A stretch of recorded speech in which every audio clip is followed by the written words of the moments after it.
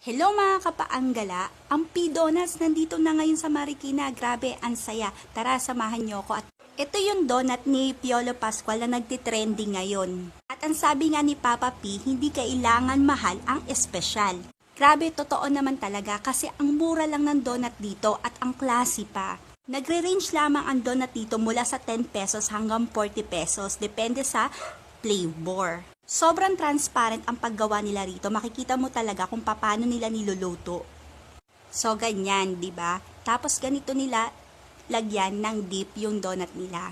Napansin ko rin dito na ang babata pa ng mga staff nila at saka ang friendly.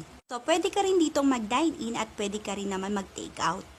Ang ganda kasi ng loob dito. So, ngayon, nag-dine-in ako rito kasi ang relaxing nung ambience nung store nila. So, ito, titikman ko na yung kanilang Yema Choco. Ang sarap nito. Tama lang yung tamis niya. So, next ko naman titikman yung ube makapuno nila na donut. Ang sarap nito, grabe. Isa na to sa favorite ko. At itong mango crunch. Sarap. So guys, puntahan nyo na rin ito sa may Show Avenue lamang matatagpuan sa may Marikina City. Thank you for watching. Follow more.